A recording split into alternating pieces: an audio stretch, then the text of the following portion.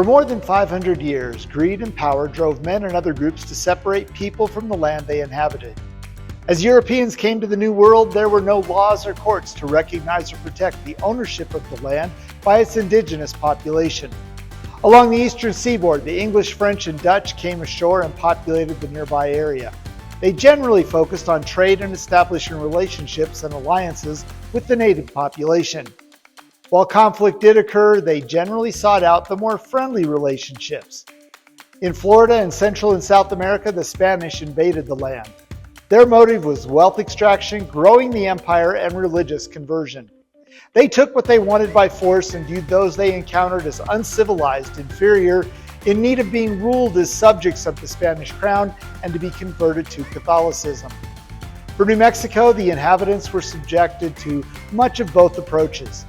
The situation in northeast New Mexico got a little complicated in the Colfax County area, culminating in a 15-year fight over land ownership, water rights, power, and justice during the late 19th century before the region became part of the United States. We'll learn more about the Colfax County War and its impact on the area in and around Philmont in this edition of Artifact of the Week.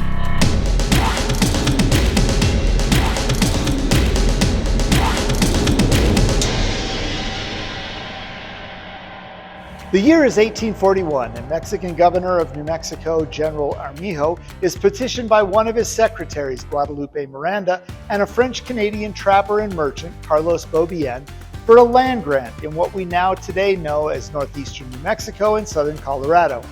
On January 11, 1841, they are awarded more than 1.7 million acres, making it one of the largest contiguous land holdings in the history of the United States.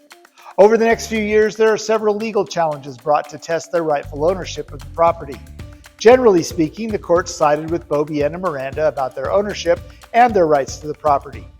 In 1846, with conflict between Mexico and the United States becoming ever more likely, the settlers who had made their homes in and around what would become Colfax County abandoned their farms and homes to seek safety elsewhere. In September, General Stephen Watts Kearny and his troops entered Santa Fe and set up an interim military government. Kearny named Charles Bent, a businessman who had been secured by Beaubien and Miranda, to help settle the land grant as the first American governor. Kearny also appointed Beaubien as one of the 3 judges of the Territorial Supreme Court. The Beaubien and Miranda Land Grant was now governed by the laws of the United States. With their new political duties, Bent and Beaubien were not able to focus on resettling the area, and Miranda and the former governor Armijo had fled to Mexico, so they would be of no help in bringing settlers back to the area or in managing the land grant moving forward. Also, Beaubien's former adversaries were still in the picture and were just not willing to quietly accept the takeover of New Mexico. By December 1846, there were rumors of a counter-revolution in the territory. At about the same time, a group of investors expressed interest in buying the land grant from Beaubien, Miranda, and their partners. In late December, a plot to overthrow the territorial government in Santa Fe was discovered. While some of the conspirators were arrested, emotion and discontent erupted in January 1847 with the Taos revolt, where Bent and Beaubien's oldest son were killed, along with several other key people in the area. Following the Taos uprising and the death of his son, Beaubien turned over control and management of the land grant to his son-in-law, Lucien Maxwell. In 1844, as a wedding gift, Beaubien gave his daughter Luz and her new husband Maxwell 15,000 acres of his portion of the land grant. In 1849, Maxwell established a wagon and stage stop known as La Posta at Rayado, as well as a small community in the area in an effort to encourage others to settle there. The community grew, and in 1857, Maxwell built a home and a grist mill along the Cimarron River in what is now the village of Cimarron. In 1858, Miranda, who was still in Mexico, sold his shares of the land grant to Maxwell for $2,745. When Beaubien died in 1864, he bequeathed half of his share of the original land grant to Maxwell. Over the next 3 years, Maxwell bought the remainder of the Beaubien shares from his 4 sisters-in-law and their husbands. Finally, in 1870, Maxwell's brother-in-law sold the final remaining shares of Beaubien's inheritance to Maxwell and his wife for $3,000. It was now known as the Maxwell Land Grant and included the thriving town of Cimarron and its 3-story grist mill, Elizabethtown and its sawmill, and the sawmill in Ute Creek. In 1870, Maxwell sold the Maxwell Land Grant to a group of investors from Colorado and New Mexico for $650,000. He retained a small property surrounding his home in Cimarron and some of his mining interests in and around Baldy Mountain. The new owners formed the Maxwell Land Grant and Railroad Company, which they owned until 1872, when they sold the company and land to a group of English investors for $1.35 million. The new owners almost immediately flipped the company and the property, selling it to another group backed by Dutch investors. Unfortunately, this new ownership group was controlled by the Santa Fe Ring. The Santa Fe Ring was an informal group of influential politicians, attorneys, and land speculators who used their political influence, legal loopholes, and sometimes outright fraud and force to acquire and control land grants that had been given by the Spanish and Mexican government to individuals and communities. Attorneys Thomas Catron and Stephen Elkins were law partners and appeared to lead the Santa Fe Ring. They selected members based on political and financial influence, combined with a lack of ethics and/or integrity. Two Cimarron locals, Melvin Mills and Dr. Robert H. Longwell, were known to support the ring, and during a controversial local election in 1875, Longwell became the probate judge and Mills joined the state legislature. The ring often employed hired guns and thugs to carry out the more physical and intimidating actions they believed were required to manipulate situations of people. The Dutch investor group, looking to exploit their acquisition, opened a sales office in Cimarron and began the task of sorting out who among the settlers had valid leases or sales agreements with Maxwell and who they deemed as squatters. Those identified as squatters, at first they got polite letters inviting them to settle up. When the settlers ignored the request, then the company turned the matter over to the Territorial Attorney General, Thomas Catron, to prepare eviction notices. This is problematic because of the relationship between Catron and Elkins, who was the president of the land company's board of directors. When the courts were unable to evict the settlers or the evictions were not happening fast enough, then the land grant company turned to hired guns and thugs to forcibly remove the settlers. The settlers on the Maxwell Land Grant that the Dutch investor group wanted to remove were Anglo-Spanish and Native Americans who believed that the land was public and therefore they had a right to settle there by right of use, homesteading, or tradition.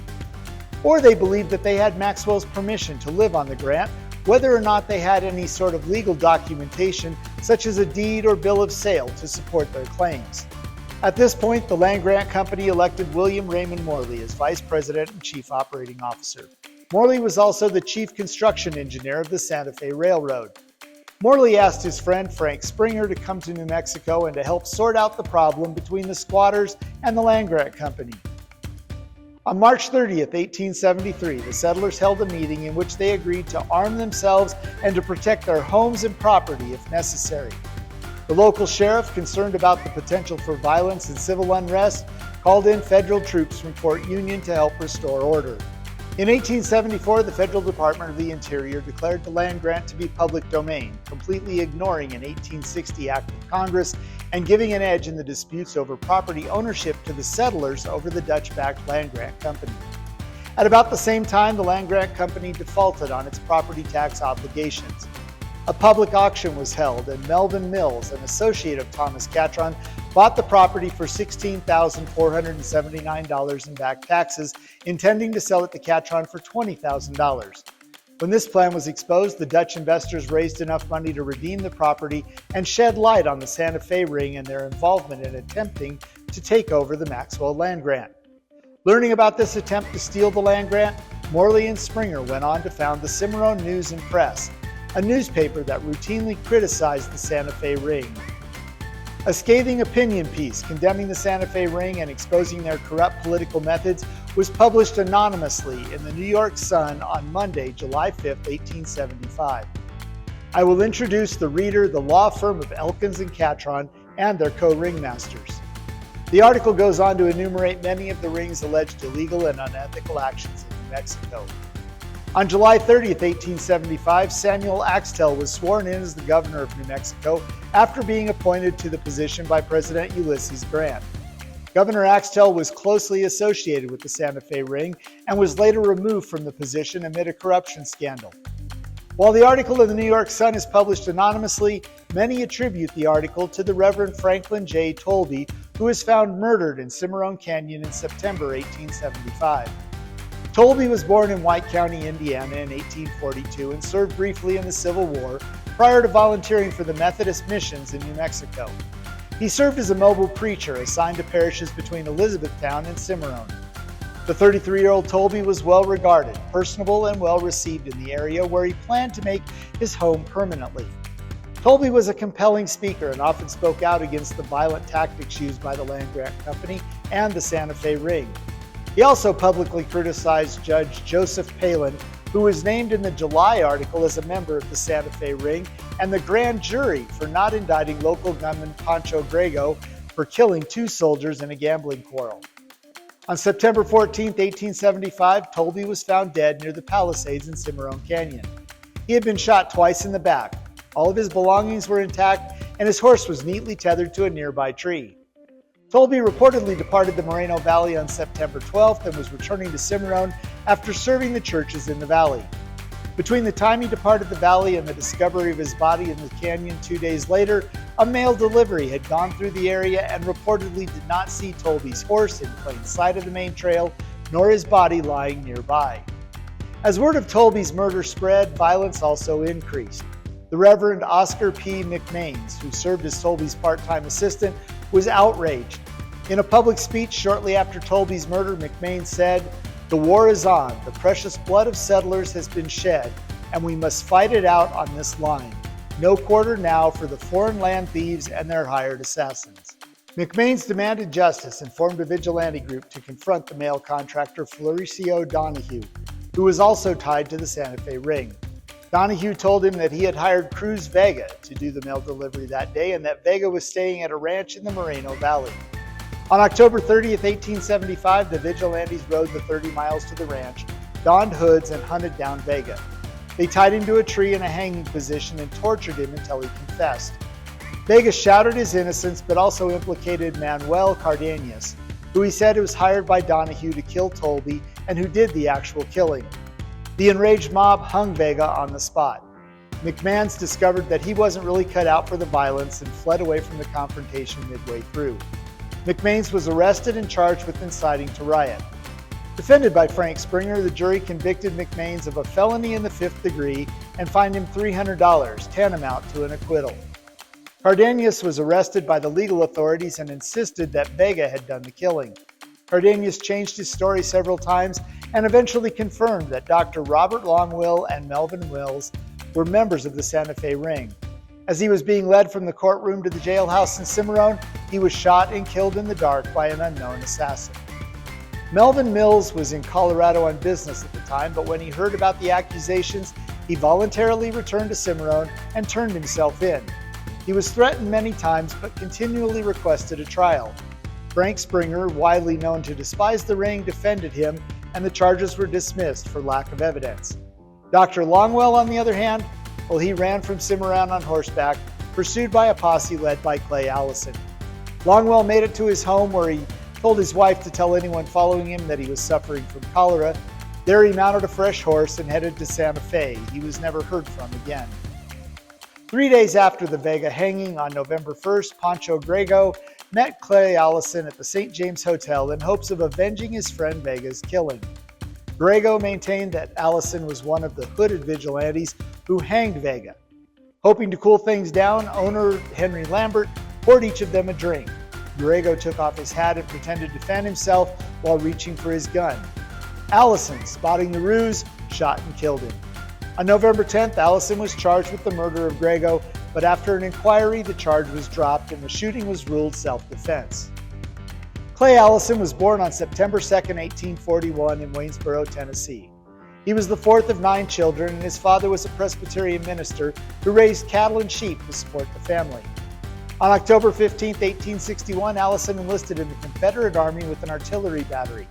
3 months later, he was medically discharged due to an old head wound. On September 22, 1862, he re-enlisted with the 9th Tennessee Cavalry Regiment, where he served with General Nathan Bedford Forrest until the end of the war. After the war, Allison and his siblings all moved west. He developed a reputation as a dangerous man during his time in New Mexico, and he became known as a gunfighter and was known for administering his own justice when he felt it was necessary or justified. In March of 1877, Allison sold his cattle ranch to his brother John and relocated to Missouri, then to Dodge City, Kansas, where he became a cattle broker. From 1880 to 1883, Allison maintained a cattle ranch in Texas, which he sold and purchased a new ranch 50 miles northwest of Pecos, Texas. Clay Allison died on July 1, 1887. He was hauling a wagon load of supplies when a load shifted and a sack of grain fell from the wagon. Allison fell from the wagon as he tried to catch the bag of grain, and a wagon wheel rolled over him, breaking his neck. He was 45 years old. Tolby and Vega were the first casualties of many. The mob of hostile settlers called themselves the Colfax County Ring. Groups of them rode across the countryside like avenging angels. Guilt by association, innocent, it really didn't matter. Everyone in the area was forced to pick sides. The grant owners retaliated, conducting nighttime raids on the settlers, destroying their property, burning their crops, and murdering all who fought back. 4 months after Tolby's murder, Governor Axtell transferred all of Colfax County's judicial powers to Taos County. Hoping to convince Axtell that conditions had settled down and judicial power should be returned to Colfax County, Springer, Morley, Allison, and Cimarron business leader Henry Porter invited the governor to come to Cimarron so they could present their case. In March 1876, Benjamin Stevens, district attorney for the 2nd Judicial District at Las Vegas, met with Morley and told him that the governor would come to Cimarron on a specific day on one condition. This was to be a private meeting with no public announcement and no crowd present. Stevens then went to Fort Union and returned to Cimarron with a company of Buffalo soldiers of the 9th Regiment. Now this was premeditated. Allison was formerly a Confederate soldier, a known Yankee hater with an animosity towards blacks. It was hoped that he'd get confrontational and provide an easy excuse for his own murder. Stevens told the group the governor would arrive in Cimarron by coach the following Saturday, but Axtell had no intention of coming. He wrote a letter to Stevens advising him, "Do not hesitate at extreme measures. Your honor is at stake now, and a failure is fatal." The letter was put into a trunk marked for Stevens, which was then sent by stagecoach to Cimarron. Now somehow the trunk was stolen, and the letter inside was given to Frank Springer, and he informed the others of the plot. The next day, Springer wrote to the governor saying he was in possession of the letter. The governor replied that the letter must have been a forgery since it was written in pencil and on plain paper. The captain of the Buffalo Soldier Company later confirmed the details of the assassination plot against the 4 men and identified Clay Allison as the main target. In 1876, U.S. Land Commissioner J.A. Williamson ordered a new survey of the grant. After rejecting 2 surveyors based on concerns about bias, he approved the hiring of John Elkins, the brother of Stephen Elkins, who was a leading member of the Santa Fe Ring with significant financial interests in the grant. Because of this relationship, John's survey, although competent, was called into question. In 1882, the federal government filed a bill in U.S. District Court in Colorado alleging the grant to be falsely, fraudulently, and deceitfully surveyed. That main issue were the 265,000 acres of the grant in Colorado. Frank Springer defended the grant's interests. He called men such as Calvin Jones and Uncle Dick Wooten as witnesses. These men were familiar with the grant's original boundaries back in the days of Mexican rule. Elkin's survey books were carefully examined and found to be essentially accurate. The government's case collapsed, and the district court ruled in favor of the Maxwell Land Grant and Railway Company. Federal officials then appealed to the U.S. Supreme Court, which gave the case a very high priority but didn't actually hear the case until 1887. On March 8, 1887, Frank Springer, representing the Maxwell Land Grant and Railway Company, began 4 days of oral arguments and 900 pages of testimony in front of the U.S. Supreme Court.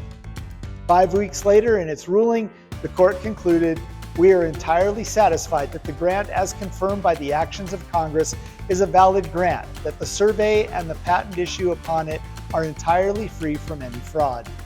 The ruling gave full title of ownership to the Land Grant Company. In 1888, Richard Russell became what is believed to be the final fatality of the Colfax County War, defending what he thought were his homestead rights when he was killed in a shootout with company enforcers near his ranch in Stonewall, Colorado. His wife, famous pioneer Marion Sloan Russell, carried on the fight. She produced homestead papers in court, but she eventually lost the case and had to settle. Many settlers realized that with scant few legal options still available to them, and without the means for protracted legal battles, they would have to either abandon their homes or settle with the Land Grant Company. Many left, others stayed and worked out deals. While the Colfax County War was over by 1900, the Maxwell Land Grant Company continued to experience serious financial issues. They had a variety of revenue streams from rents, ranching, agricultural products, irrigation products, gold and coal mining, timber, and cement manufacturing. However, all of these markets were very volatile and their operational expenses were high. During the early 1900s, the Land Grant Company gradually began selling off the land. Ranchers, loggers, and private organizations bought the property. Grain Baron William H. Bartlett purchased 500,000 acres of the upper Vermejo River in 1902. He built 3 mansions and a railroad for his guests' convenience. Later, he sold 200,000 acres of the private retreat and it became the Vermejo Park Club. Members included celebrities and the wealthy such as Mary Pickford, Douglas Fairbanks, Cecil B. DeMille, Herbert Hoover, and Harvey Firestone.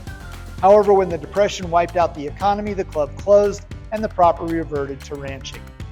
The Vermejo Park property and other lands, which totaled almost 1 million acres, were eventually sold to W.J. Gorley, a Texas oilman from Fort Worth. Gorley wanted to expand the elk herd and purchased several hundred elk from Yellowstone National Park for $5 a head. He also raised wild turkeys to increase the wild bird population. Gorley died in 1970. His heirs sold the estate to the Pennzoil Company for oil and gas development.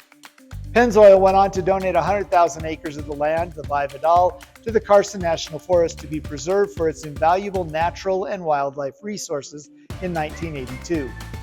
Oklahoma oilman Wade Phillips purchased 330,000 acres in the 1920s and 1930s. The property was a ranching showpiece where cattle and sheep grazed in expansive pastures. He built a large Spanish Mediterranean-style home for his family and named it the Via Philmonte. He developed horse trails, hiking trails, and hunting cabins for his friends and family. In 1938, Phillips gave 35,857 acres of the ranch to the Boy Scouts of America, along with $61,000 for development. He gifted an additional 91,000 acres in 1941, and because he realized the cost for maintenance and development of the property couldn't be derived entirely from camper fees, he included a 23-story Phil Tower building in Tulsa, Oklahoma in the gift, with rents realized from this building intended to cover the operating costs of the Scout Ranch. Later, through the generosity of Norton Clapp, a vice president of the National Council of the Boy Scouts of America, 10,098 acres of the Maxwell Land Grant, which included the Baldy Mountain mining area, were added to Philmont in the 1960s. Well, that's all the time we have for this week. Join us next time as we continue to learn more about the history of Scouting America through the collection of the National Scouting Museum and Artifact of the Week.